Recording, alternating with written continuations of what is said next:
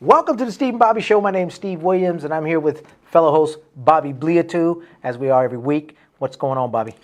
Not much. Everything's going on, man. It's been busy. It has been busy. Yeah. Busy. It's been really busy, man. Yeah, I think there's been a lot of stuff going on. Biden's been moving along, and I gotta say, I said I'd get Biden 100 days. Like I said, I'm okay. I guess I'm okay so far. And it getting worse. Things are going well. That's right. I think things are going well. He's doing what he needs to do. I like his no holds barred of, hey, we want to make a deal. You got 11 hours to make this deal, not 2 months. What happened to all the tweets, though? I'm missing the tweets. I'm missing waking up in the morning hearing someone said something terrible. And another thing that is really, really refreshing is his press secretary is absolutely freaking amazing. She's doing good. I'm telling you that. And I'm talking including the Obama administration. She's probably the best. I think it's because of such the low bar that we had before. It might make her look better. She's doing good. She's doing good. I don't know. She's doing well. She's setting it straight. I mean, there's a lot of things that she can come out now and just say, hey, look, what are you talking about? Yeah. This is what I'm saying. This is what it is. And let's go. Let's move on. Come on. What do you want to do? The Fox News, the Ducey, Ducey's always after her, and the Fox News correspondent, the White House correspondent there, asked her a question about the situation in Georgia with the companies and corporations. We talked about this actually last week, and by the way, Kemp is getting hammered on that. I mean, this is really, really hurting them. Remember, we had this situation in North Carolina with the bathroom rules, and they had to revamp. They had to go back on that. So I think they're getting scared, Republicans, on that situation. So that is something we need to keep our eye on. Is that situation that's going on in Georgia. Okay, so anyway, there's other stuff going on because there's some special elections that are going on in the country because, of course, we have a new president. When you have a new president, he's a Democratic president, he pulls people. I mean, Kamala Harris has been pulled, right? But that spot's been filled, of course, by the governor. But slots get open because a lot of senators and congressional leaders, they get cabinet positions, right? So slots need to be filled. So Ohio is no different, and Ohio it's an important state, as we saw in the last few elections. Ohio is an enormously important state, but especially in the Ohio's 11th district, which that race is the one to watch, kind of, because it's a special election where we have Nina Turner, of course, which is Bernie Sanders' campaign manager, a darling of the progressive left, hardcore progressive left, and then we have Shontel Brown, which is the Democrat-backed candidate. She was backed by the Democratic Party. She was talked highly of. I mean, she's real smart. She was actually part of the BLM movement, Black Lives Matter movement in Ohio, so she's part of that as well. So. But that is starting to get really, really interesting. When you see these type of races, the first thing, you mentioned this a lot too, especially within your campaign, in the issues of raising money and what those indicators and what that money allows you, kind of what to do in the. Right. Yeah. Generally, money wins it. Yep. I mean, if you can raise all the money in the world, then you're going to probably win. Mm-hmm. There's a certain level that you actually have to get to be very competitive at certain levels of money, right? I mean, obviously, if you raise $20 million and you raise $10 million, there really isn't much big difference there. Mm-hmm. It will come down to the candidates. But if someone's raising $4 million and the other one's raising $150, the $150 can't do much. Just think about it, guys. When you are selling out a mailer to 300,000 people, that's already $150,000. The cost to put it together and the mail. So then you have to select who you want to send it to and bring those costs down, while the person who raised like $5 million or $10 million is going to do commercials, right? And the mailers and the radio and have a sign every block. Yeah, I mean, it's just unfortunately, not everyone pays attention to politics. Not everyone looks at candidates. They kind of look at who has a sign, or just kind of like, who is it? I mean, you can have a sign in someone's yard. They can have your sign out there, but they can see a commercial and vote for that person on the commercial, especially if they think you look alike. Oh, really? That's interesting. Oh my Yeah, God. they can do that, you know, and so. And I'm pretty sure you saw that a lot in your campaign, right? I did. I'm talking about just like the money issues. That was an example from mine. You know, Yeah. they voted for you. It's great, great, and they called me by the wrong name. Oh! And I remembered them. Oh, they go, but your TV commercial. I was like, yeah, Yeah. that one. That but one you. if you went outside, looked at the sign that was in your yard, you would have got it right. And You told him you gotta look at the sign in your yard. well, you know, I mean, I appreciate it and stuff like that, but I mean, that's Yeah. the truth. I mean, Yeah. a lot of times the voters, it does come down to what they can remember. Mm-hmm. They can love you, they can remember you, but then, you know, like you as a person. But if they can't grasp your name or it doesn't, you know, click anything that reminds them of you, that's what they'll vote for. Or they'll just vote for whatever they see. And the reason why we're kind of bringing this up is because in that race, in that highly contested race out there, because even though, and we're going to show you the disparities in a minute of what these two candidates are raising, especially early on. These, what we're going to show you something up December, and from what you're telling me, the We got numbers. a long time to go. Yeah, there's long a lot time to go. And So now we'll see you're what saying happens. it's Yeah. almost We'll see double what it is, yeah. what it is. So Yeah. that's important to know. But here's the interesting thing about even this Ohio 11th district is the fact that Chantel Brown, is actually doing pretty good in the polls. Okay, I told you about polls. We talked about polls, but still, polls do matter because they at least show you that somebody knows who you are, at least, right? To me, in my point. Look at that. Look at that. Look at that face. That face ain't convincing. No, we'll finish this video Okay. and then we All can right, talk let's about talk about it. Let's look at, this is what we're talking about when it comes to raising money and campaigning. Check it out. The latest campaign finance reports filed with the Federal Elections Commission shows 4 candidates in the 11th District raising funds for a run. The totals are only through December 31st, so they represent only the first few weeks of fundraising. Of them, former Cleveland Councilman Jeff Johnson raised $5,700. Cuyahoga County Councilwoman and Democratic Party Chair Chantel Brown had just over $40,000, while former State Senator Nina Turner got off as expected to a strong start with $647,000, with her campaign adding that January was also good. We have raised over $1 million so far, and that is from tens of thousands of small dollar donations from across the country, nearly 2,000 donors right here in Ohio. Because of Turner's role as co-chair of Bernie Sanders' presidential campaign, which raised the bulk of its money in 2016 and 2020 through small dollar donations, it was expected that she would see the same from across the country. But she believes it won't be just a question of national dollars coming into this local campaign. Although I do enjoy, because of the work that I've done across the country, support from grassroots people who can relate to the suffering in the same way that I can, relate to the needs in the same way that I can of their brothers and sisters in the 11th District in the great state of Ohio, we will raise more money than anybody else running from the state. Brown, for her part, says this is a race that will come down to more than dollars. May not be able to match her dollar for dollar, but what I can say is we have the people with us. I have a list of endorsements that grows every day of people that live here in the district that can actually make a difference in this race. Campaign dollars, man. No, that means a lot. So Yeah. let's go back to your polls thing. Your polls thing, right? Yeah. I mean, there's Bringing that one back up. well, no, there's the independent polls and stuff Yeah. like that. We see the presidential elections, Yeah. but when it comes to local elections or like congressional seats and stuff, you guys got to remember who's running those polls. And generally, what are they asking? If you got $1.6 million, actually, she's already now at $2.2 million raised. You can afford to have a poll done. And when you get a poll done, you're only going to release it if it's good, right? Or you're only going to release it if it shows something good, right? So that's what, she's going to say, hey, look, it's contesting. I'm not overriding her with everything, but she's just, 2.2 million to $40,000 or $100,000 is going to be a huge difference. And you got to kind of look at what it's there.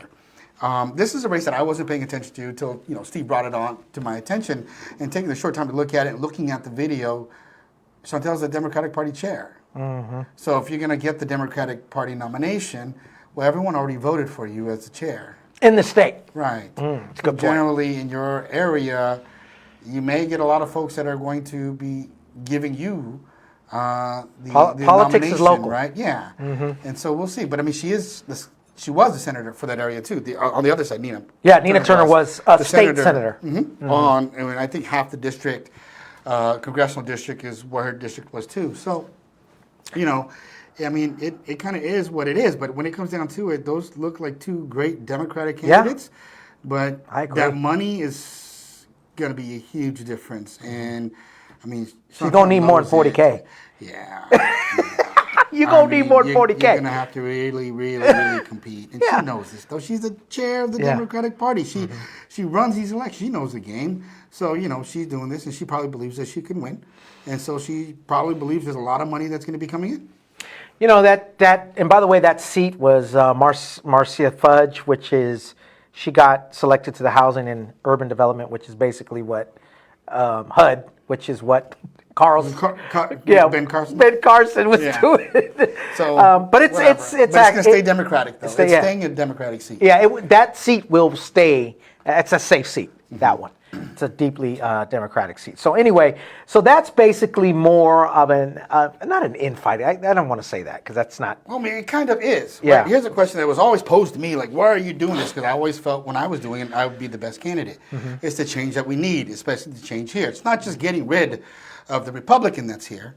It's about getting in and making the difference and having the experience to do stuff. That's how I felt. In the grand scheme of it all, you know, if, let's say, she was able to raise if Shontel was able to raise $2 million as well, I mean, that's money that the Democratic Party could have saved to push over here to get rid of Devin Nunes. Agree. You know, Deo. So the infighting does hurt sometimes, but if there's a need for it, then there's a need for it. Well, that was the question me and you posed to both here at our level here in California. We asked that question to both Rusty Hicks and Delane Easton, because that's important. Here, what is the problem? So, the 11th district out in Ohio is a safe seat. It ain't a safe seat here. Right. No, we have to fight for this. We got to so where are you fight for going to this put the seat. money, right? So, and that's the hard part for people is if they're going to donate money. I mean, are they going to say, "Oh, I don't want Shontel"? No, they're going to give money to who they believe in and how hard they work. And so that's something that you have to think about as a candidate if you're looking on the side of the party. And as the Democratic Party chair, I'm wondering where that's coming from.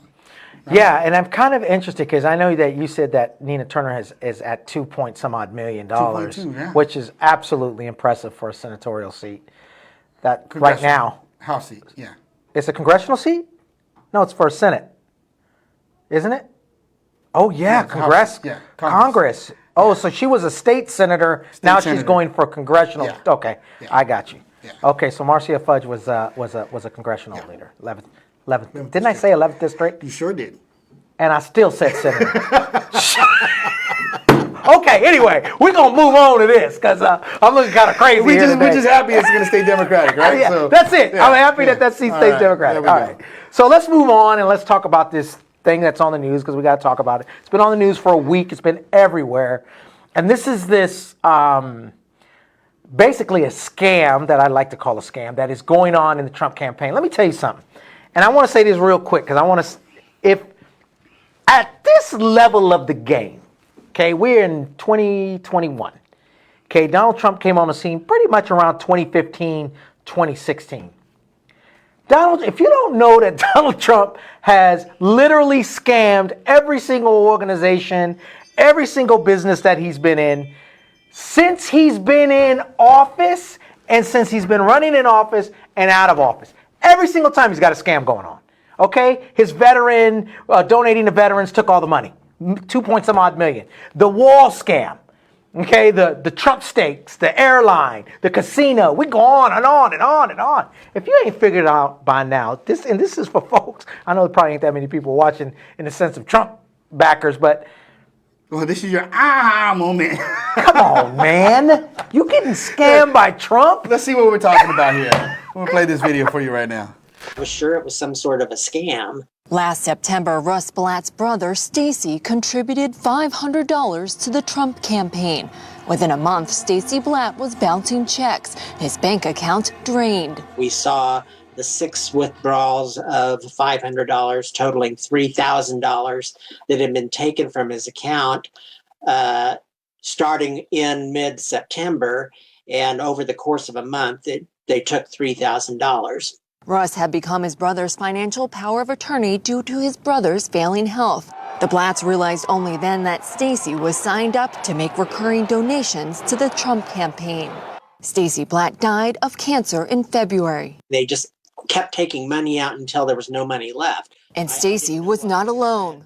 A New York Times investigation revealing the alarming extent and reach of a calculated Trump campaign scheme to get supporters signed up for reoccurring donations by default, and later adding a second pre-check box to double a donor's contribution.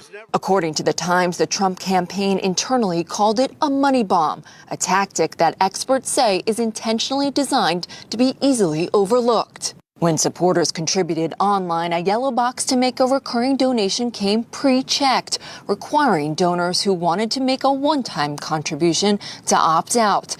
And it wasn't easy to spot. He didn't remember seeing anything like that. He thought he was giving a one-time $500 donation. It seemed like it was deceitful.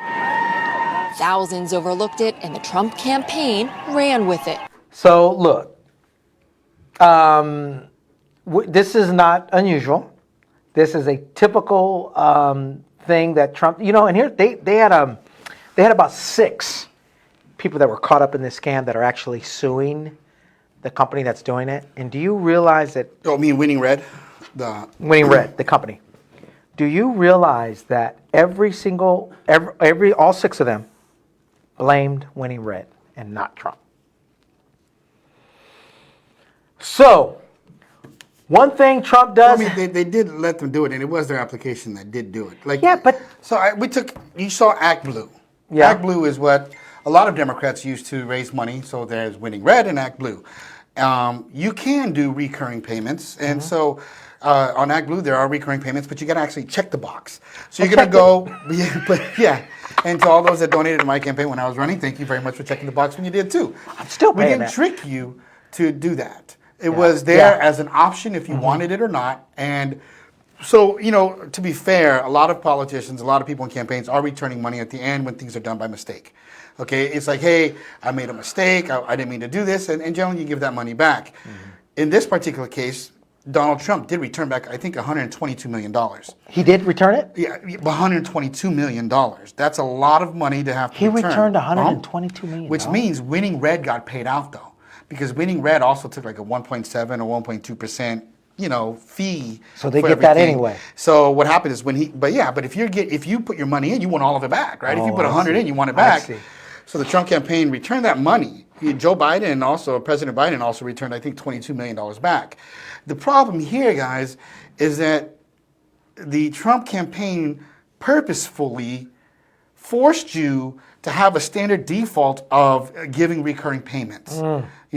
That's the issue. They didn't give you a choice in a sense. They just kind of like filled it in with all the stuff that was just like, the what do you call it? In the small detail. The small print. Yeah, and what's in small print. Yeah. And so a lot of times donors generally just go, oh yeah, this is regular donor stuff.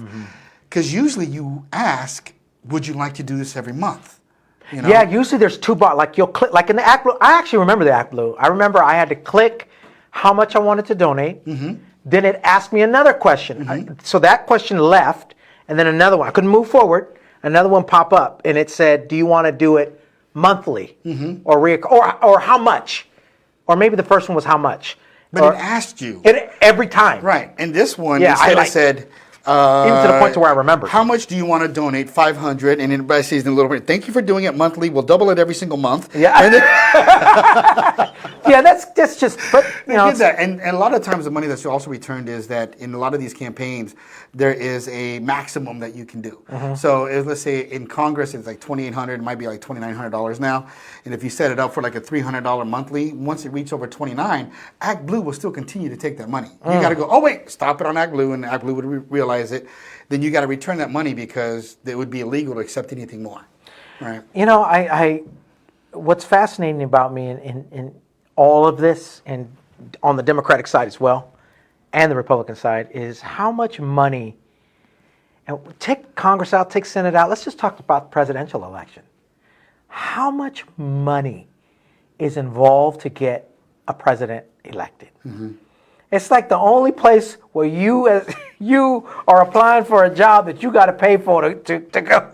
You know what I mean? That's what it is. I mean, the measly little $400,000 is laughable. That's why Trump just donated it. I mean, that's a tax deduction for him. You know what I mean? It really is. It's crazy as it is. It's nothing to him, that $400,000. I mean, and he can get he gets better tax deductions from it than he does in getting the money. So anyway, crazy stuff. 2 point some odd million in Ohio for this going on there, which is crazy for a local one congressional district, the 11th district. That's crazy. And then you're talking about hundreds of millions, 122 million or 100 and some odd million, 22 million from the Biden. That's just what they gave back. Mm-hmm. How much was that battle? Yeah, how many billions was that? Right. So when you think about it, just think about it now. How much money is going into the game of politics? Yeah. And the thing is not people aren't like becoming billionaires from it either, though. No.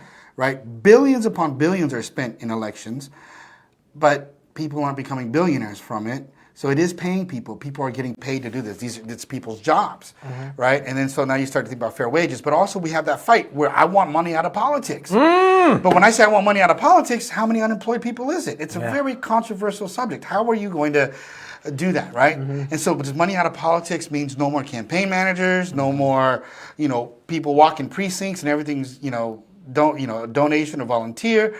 But it takes full effort. So there has to be this happy medium in which we know that those monies are identified. This is my approach at it, and that there's some fair way we can figure out on how to get media presentation, like, forcing news to do interviews, and okay, all these news stations, you're allowed 4 hours of time, choose which one you want. It used to be that way in the FAIR Doctrine, until they overturned the FAIR Doctrine. Right, to make it that way, and then your signs and stuff, and then just purely after that, nobody can donate anything of value other than time.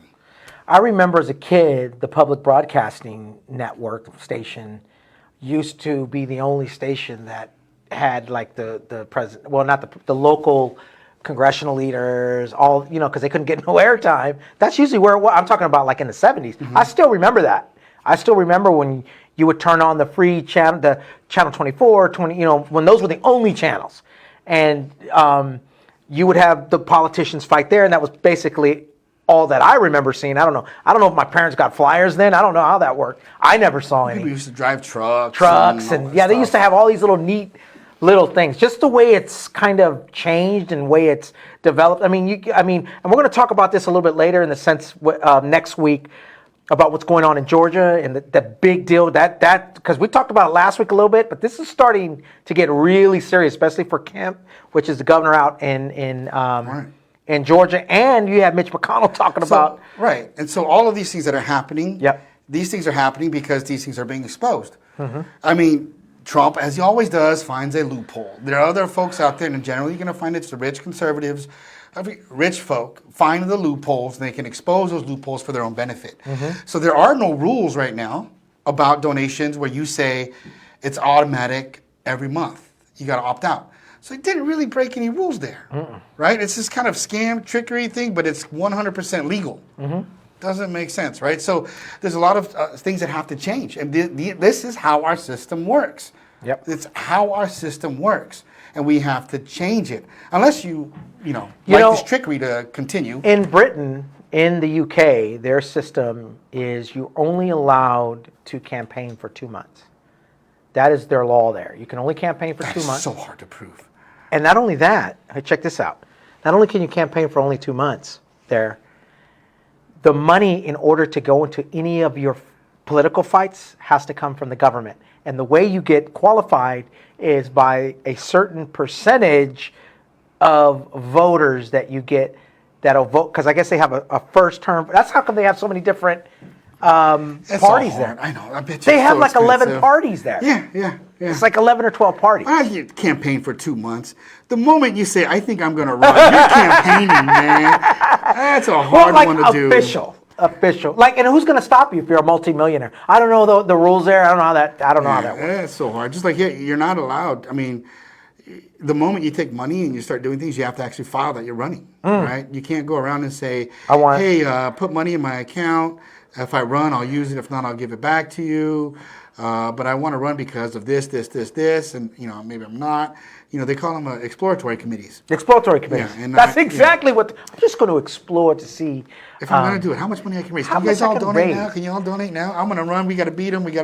Can y'all tell me in my ear what y'all want done and how much you're willing to give for it? Yeah. That's what it is. We're allowed to kind of do that, but the moment, the moment you say, I'm running because, you violated the rule. There's I think only one person's ever been busted for that, actually. So. I remember when you were running, how you were saying, man, I can't do this. Because I don't want to get in trouble because this violates the rule. So I can't do that. Remember that? Yeah, and I was told by people, like, you can't win because you won't cheat. I took all the time, you can't win because you're a Hmong, whatever. You can't win because this. But when they say you can't win because you can't cheat, because you won't cheat, it's one of those like, wait a minute. Who says I can't cheat? Oh my God! All right, so let's move along.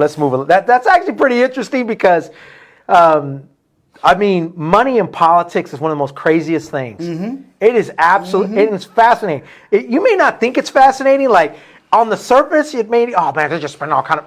You really got to look into that stuff. It's really absolutely fascinating the way money runs politics, the way it grinds politics, the way. As soon as an elected official is elected. He literally the next day he has to start, if he's going to run again, he's already got to have to do campaigning for the next round. On the phone, getting money, asking donors for money. It's just the way it is. Yeah. In federal politics, that's what it is. All the newbies, it's like you got to go raise money for other ones. Yeah. You're a newbie now. You got to do this. You better call for people. Yeah. I remember when AOC got elected and they kind of told her, well, you got to do this. And she kind of, I don't want to say expose it because we already knew what was going on, but she just she put it out there again that, I'm not doing that. I'm going to do something for my district and that's it. So anyway, let's move along. Let's talk about, because there's all kind of junk going on. Yeah, remember guys, you can call. Yes, call us. Call. That's call right. Right now, number's right there on the screen. Just call. Let us know. There. So let's talk about this budget reconciliation and kind of, you kind of know about this, what is this, parliamentarian, whatever they call that, the parliamentarian, kind of like the Senate. I guess the Senate has their own. Senate parliamentarian. There, and then the Congress has their own. I didn't realize that till the other day. I thought it was just one, but there's actually one for each body. So right now there's a big fight about the filibuster, right? We're talking about the filibuster and some of the things that are involved in trying to get some of these things passed and why we're so stagnated in this government and trying to pass anything. We literally can't pass nothing. You saw it under Obama, you saw it under Trump, and we don't see it yet because Biden is using the budget reconciliation to pass the big one, which is the stimulus bill that he just passed. So, but the Senate, there's actually something kind of interesting. Let's look at the video, and you'll kind of see what we're talking about here as to some of the things that might be kind of in the black water, kind of gray area of how it seems as though Biden may be pushing some of these new, some of these bills through.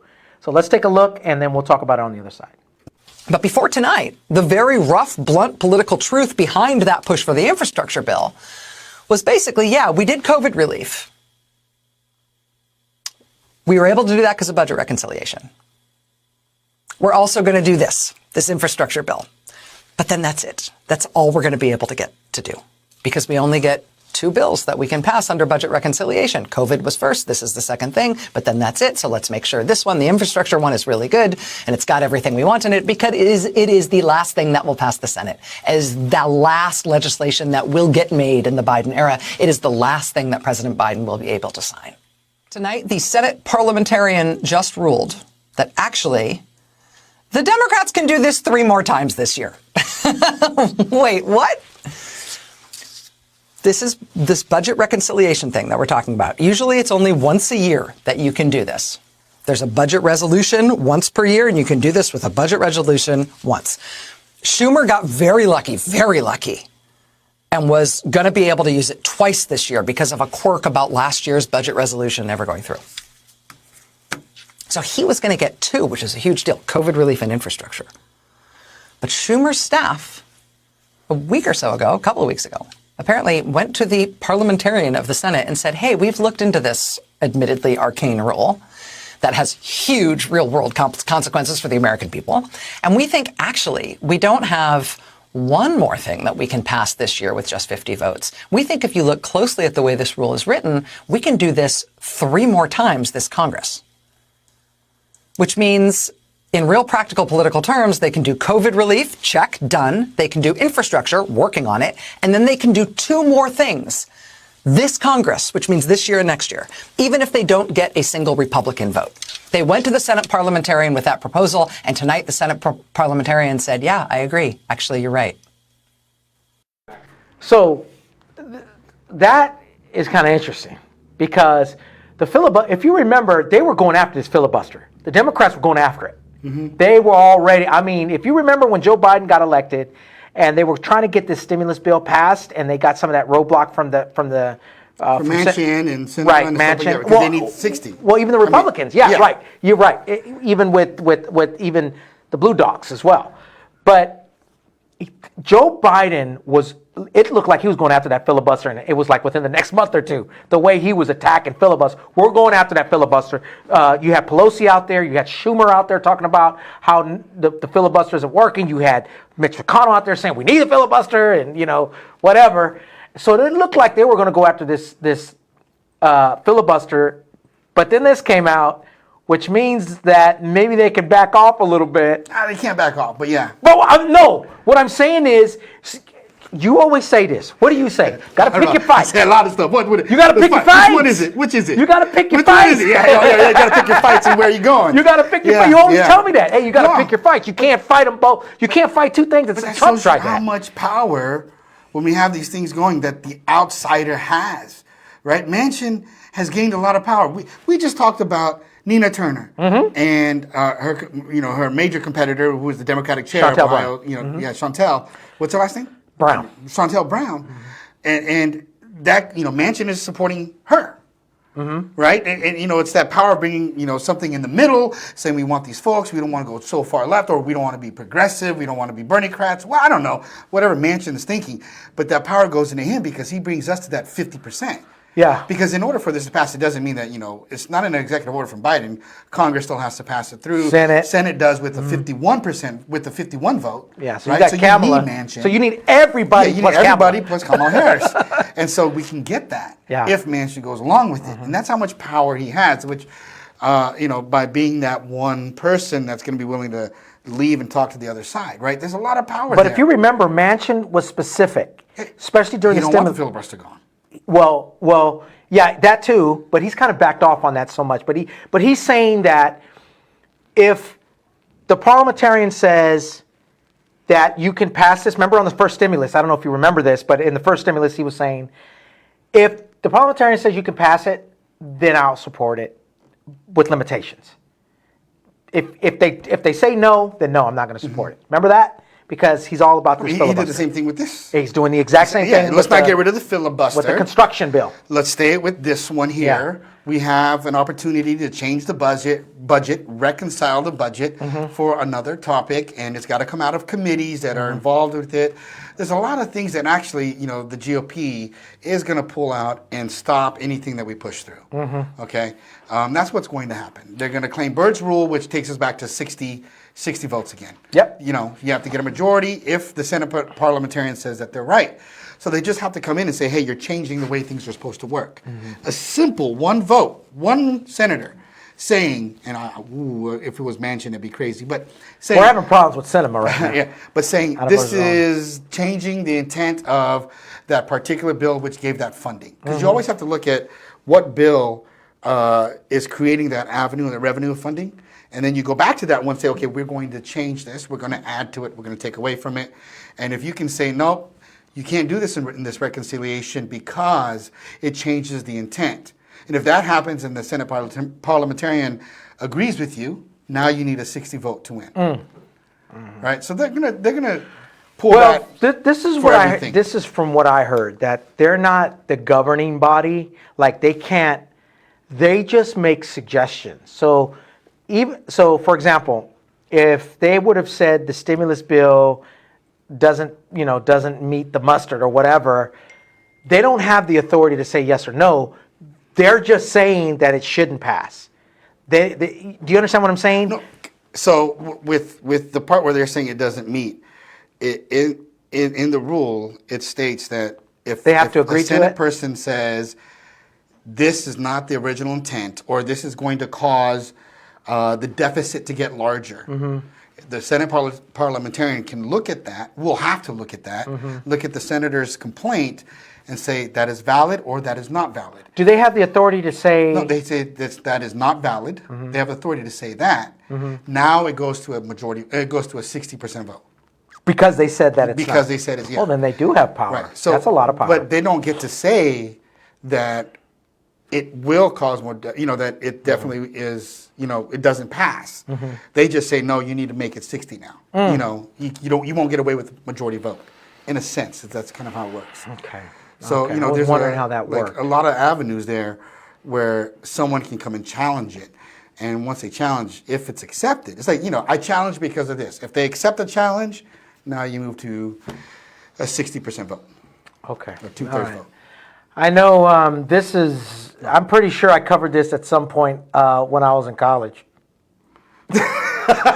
I'm pretty sure it was one of those semesters I was sleeping Well, in. it's not being done. It hasn't Yeah, been like- done, right? This is what since the 80s or something like Yeah, that. I They think started it's doing it. In, 60s, 70s, I think, actually. I mean, this is how Donald Trump was able to get tax cuts to the very wealthy, right? Which is actually his only.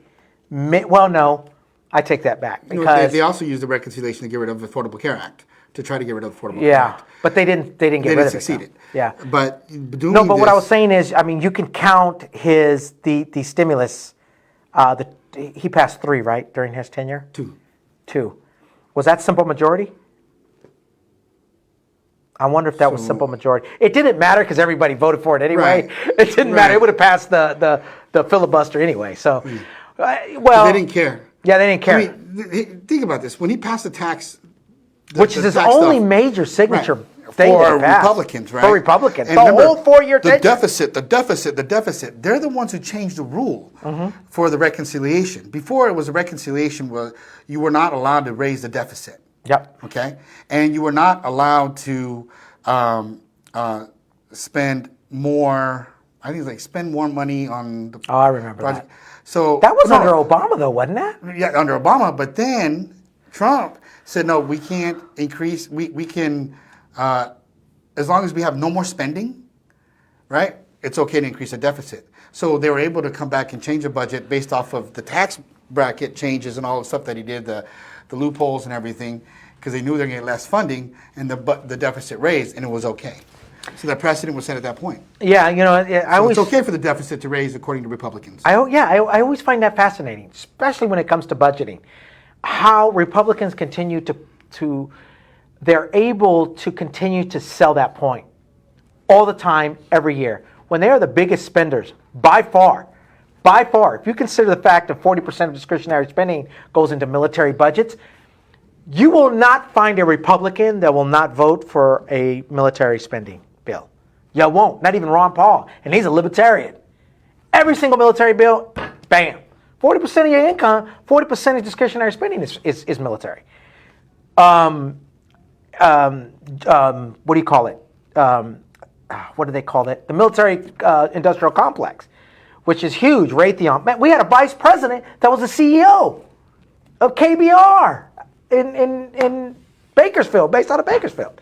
So, I mean, these things are, and then you got, we talked about this, me and you offline, about what is TSA, Homeland Security, Immigration and Customs.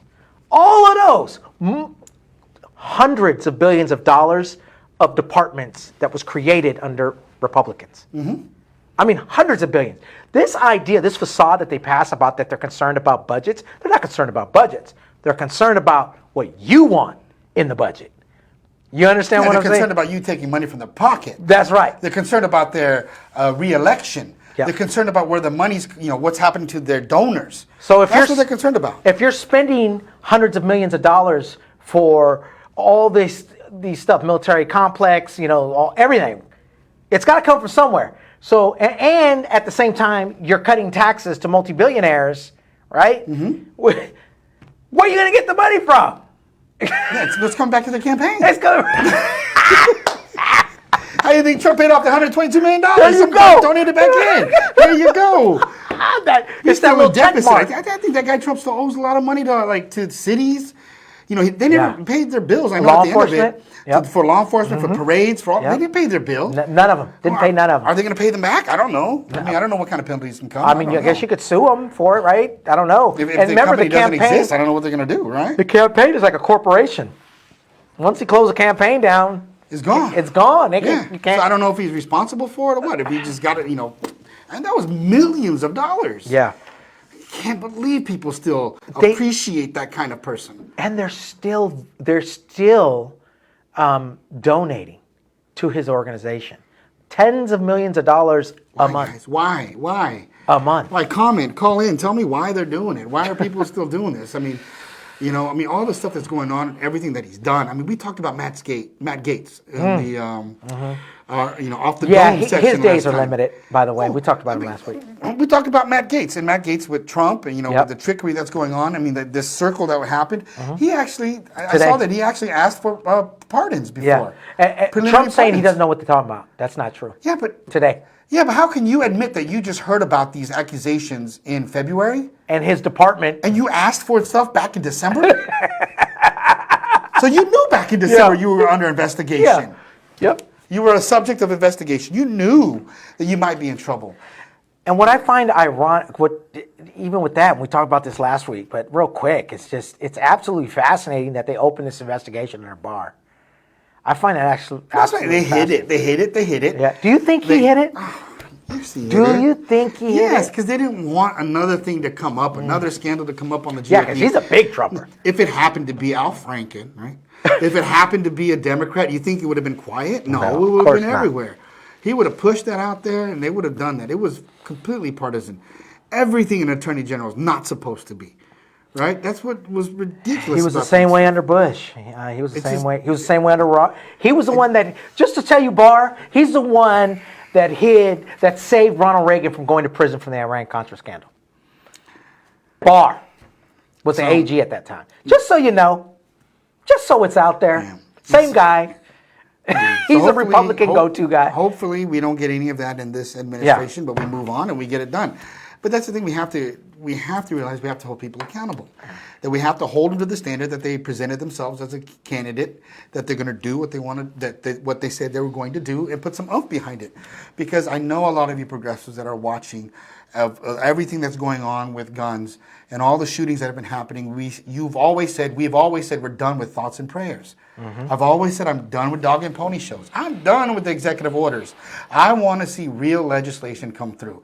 And I'll bring one up because here in Fresno, California, just gonna say it. we're going to You pass got some legislation that we're working on, a resolution that has Just some got teeth me. in creating an office and creating a liaison for our Asian community, which the mayor has now dedicated to opening an office of community affairs, like an office of equity, which, we're going to have now a voice for our community to do things, starting off with the liaison for our Asian communities here in Fresno. It's a first.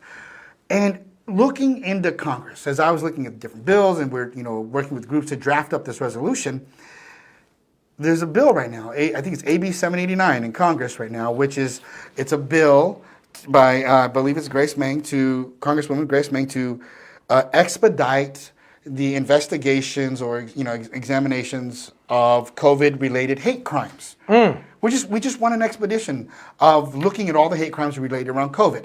The majority of those are going to be hate crimes against Asians, but at the same time, it's going to be in reverse because someone else will commit say something or say that these Asians attacked them or something for this, or someone else attacked them because of COVID. Those things need to be investigated. It's not a party thing. Has nothing to do with politics. But so far, 160 sponsors, all Democrat, not one Republican. And what's Why? the reason? Why? I don't understand why. Why is that even a partisan issue? Yeah. I mean, at least here in Fresno, the mayor here is a hardcore Republican, right? Or I can't say hardcore. He's a Republican. We know that. And he was fine with this one too. He came out and actually said something that, we made sure that we wouldn't say, which is, anyone who's qualified to provide representation should come from the community or have experience of working with the community. Okay, so you can have someone here, it could be of any ethnicity, any background, but they have a background of working with our Asian community that's predominantly here in Fresno, and has, a resume, a portfolio of working with the community that's here in Fresno, and they know the players and the leaders and the people who can make changes and get the word out there, right? If they express that, then they can be anything. The mayor actually came out and said, we are going to hire an Asian person as a liaison. And so I guess I'll take that. But we still have qualifications for what the Asian person is going to have. But at the same time, he actually said that. Could you imagine if I said that? If I said that, they'd be like, oh, you're racist, right? Think That's about what it. he said? He did. And then at the same time, think of it.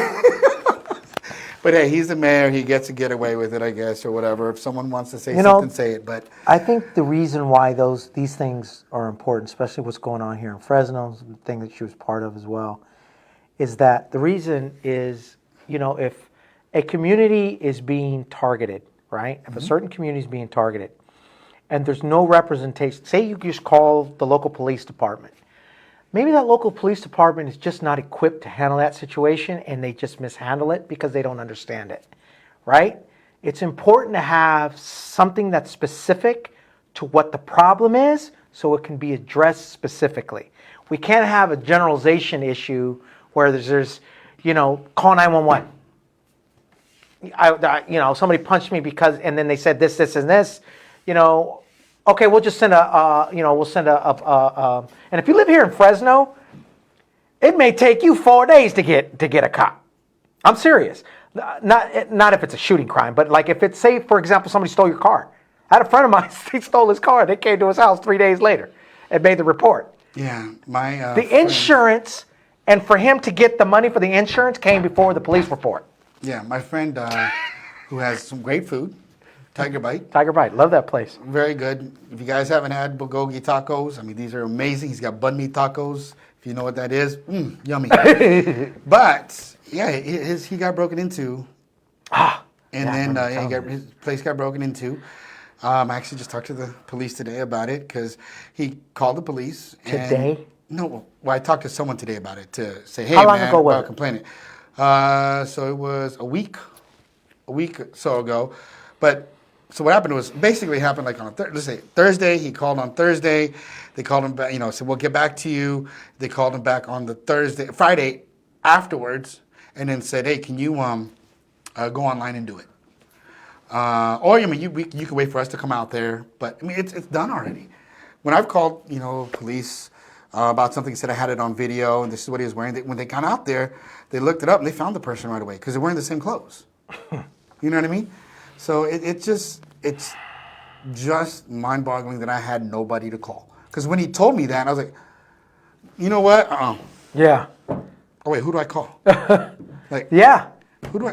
Man, that position we wanted to hire, that would have been the person I'm going to call. Yeah. Who they're going to vote on Thursday. I'm like, so important. I got no one. So I called the city council member. Yep. But guess what? Not everyone has the city council member's phone number on their phone, right?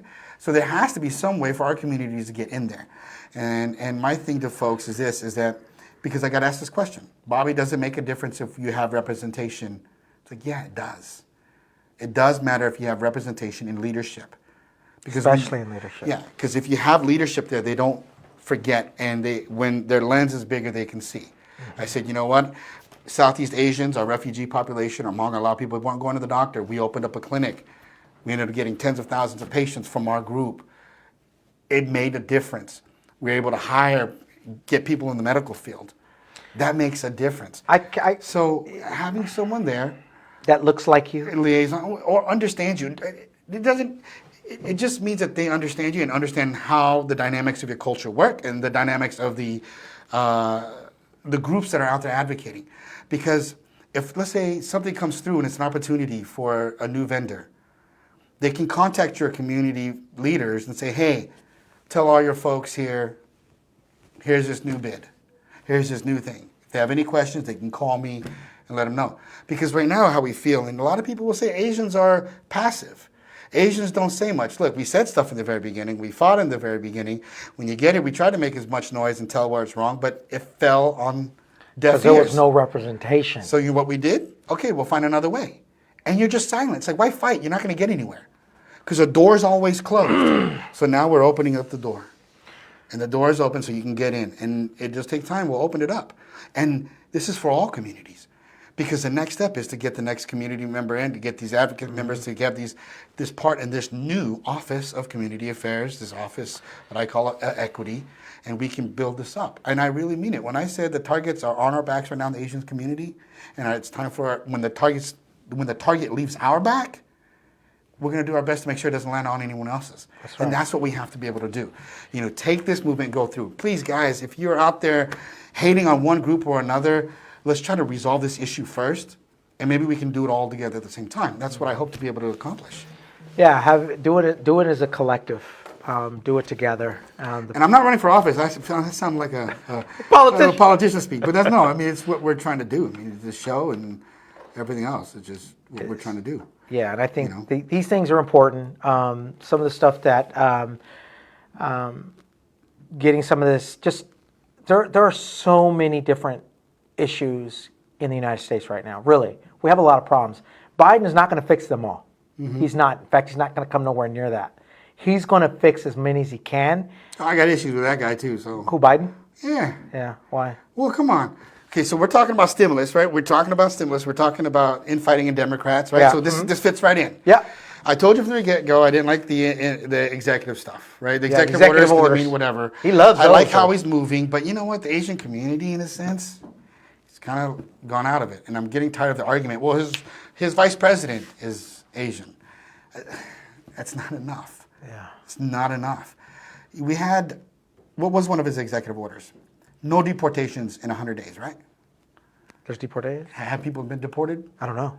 I think there's 33 Vietnamese refugees, or 33 Vietnamese people been deported like 2 weeks ago. Here? On that Thursday after the shooting in Atlanta. In America? Yeah, from America.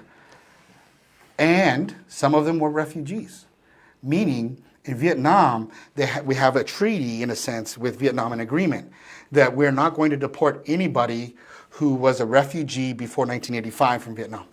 Some of those were. And he could not stop that. He let it go. So that's and that was during this fight right now. But this is what we talked about even before when he was running, is that you got to lean on him.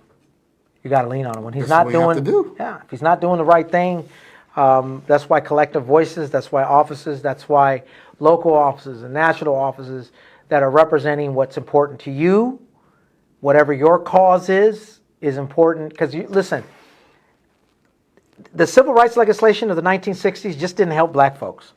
That wasn't a black fight. That was a minority fight. We stand on their shoulders. Right? We all do. Right? Even I do. I wasn't born in the 60s. I was born in the 70s. You sure? No, damn, now you sound like my son. Every time he gets, he's talking back.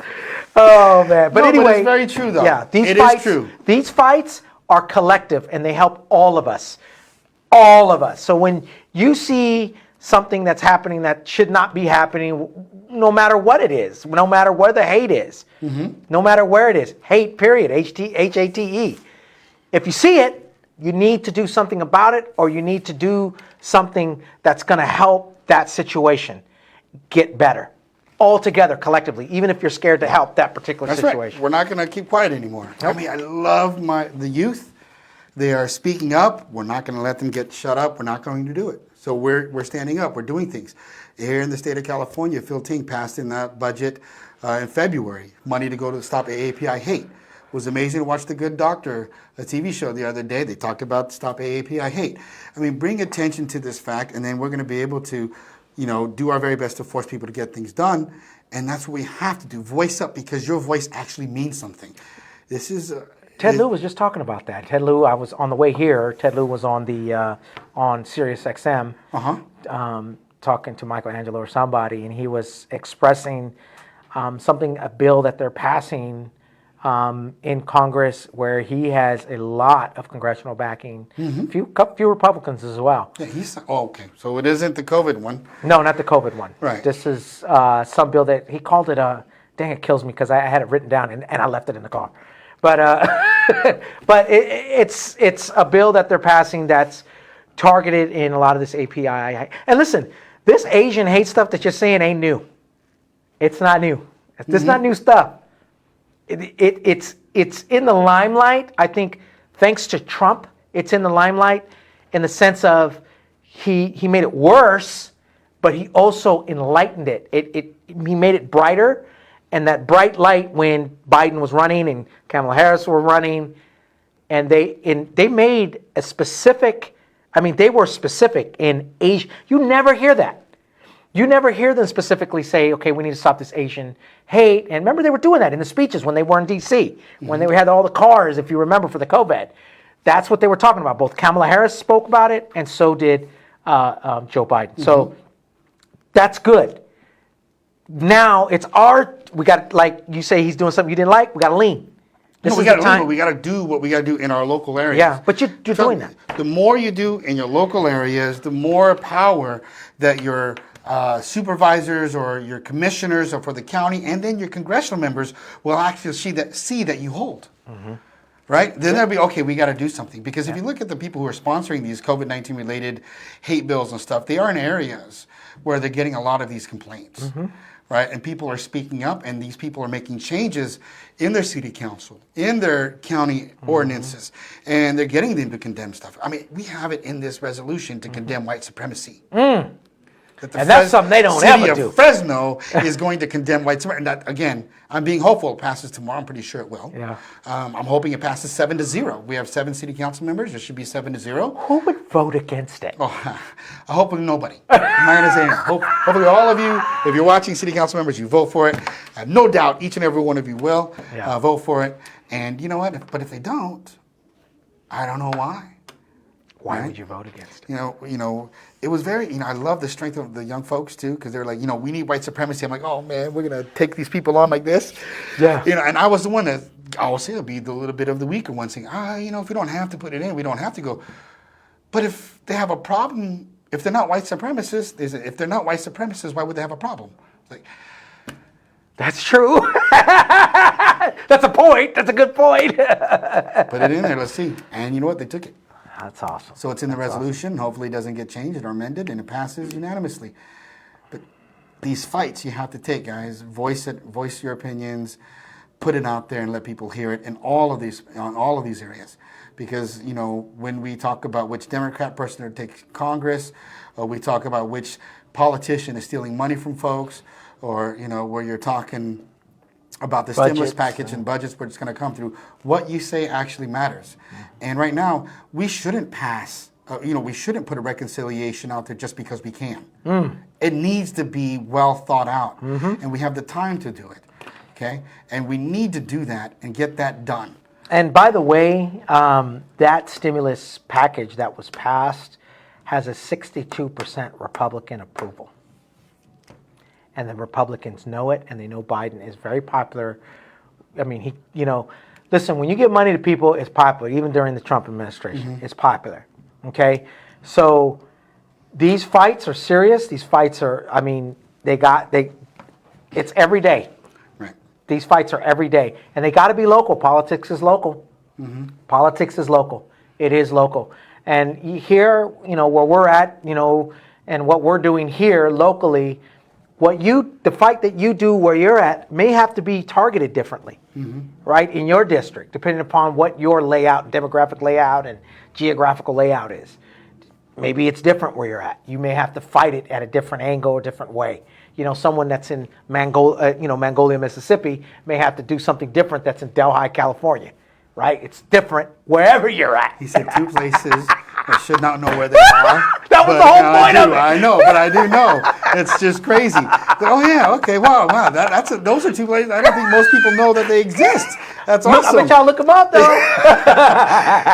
Yeah, so please voice it out. And you know what, Biden, if you're watching, congressional members, if you're watching, part of the next things that you have to put in are incentives for people to hire people and make sure that it gets passed on to the employees, because that's going to be a problem. People are not going to want to hire people because they don't know if we're open back up. And now that the people are going to be hiring folks and it gets out there, the last parts of them, they're going to have to hire at higher rates because they can't find people. So please, give us the incentive, give them the incentive to get these people out and get them the jobs that they need. Because right now it's very hard to hire people. It is. A lot of people are comfortable with not going to work because they don't want to get sick, and at the same time we did good enough job to take care of them while they're at home.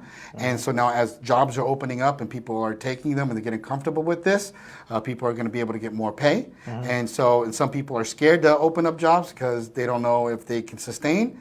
You need to fix that problem. That's next. And I've called all the other problems in the past. I have. Every time I said, you need to work on this. We're going to have problems with vaccines. We're going to have problems with all these other things that are coming down the line. That's our next issue. And one thing before we go, I want to tell you real quick. Here in California, state that we're in, they passed and this was something that was, I guess, formulated through the stimulus. If you are in direct contact of COVID, you have a 2-week where you can stay at home for 2 weeks, paid. No, we did. We added 2 more weeks of COVID. 2 more weeks. Yeah, in state of California, we added 2 more weeks of sick leave, and I have issues with that too. Well, I'm just saying that's out there, and I think it's somewhat funded, I guess, by the stimulus. Is that right? Not funded at all. By well, anything. shit. So that's a little bit of issues I have, which is fine if people do have it. But they made that's a topic for another time. But for you guys to know, is that they kind of made the rule. If it is suggested by CDC or a public health official that you quarantine, take time off, or do anything, that you are allowed it. And so right now the CDC has it. If you go more than 120 miles from your home, you should quarantine yourself for 10 days. If you leave the state, quarantine yourself for 10 days. So I travel more than 120 miles to go to work. Yeah, you do. That's right. Am I supposed to quarantine myself for 10 days afterwards? If I wanted to, I could. And employers can think, oh, well, then I just won't give them vacation. Sorry, it doesn't work there, because you know what? If you don't give them vacation, that's fine. But if their spouse or their children go somewhere, you can't control that, then they have to quarantine. You can travel more than 120 miles on the weekend. Yep. And then now they come back and they can say they do it. So I understand for the real reasons, and I know some people will take advantage of it. That's fine, but it's there for it's not fine, but it's there for people who really need it, and they should quarantine. Okay, and that's what we should keep it. But if you force this upon us and not helping us with being able to do this or lay anything for any kind of ground rules and made it this lax, then no. I mean, you need to show contact or something, but just a simple 120 miles away from home, man, that's kind of hard to do. All right. Anything you want to add? We said a lot. We said a lot today. We covered all kind of junk today. We did. I like that. Had fun. I like that. Have fun. Have fun. Anyway, listen, I appreciate you guys for tuning in to Steve and Bobby Show. Of course, we are here every week trying to give you guys what the best knowledge that we have. Look, I ain't on here trying to tell you like I know everything. I don't. I'm on here learning just like you guys.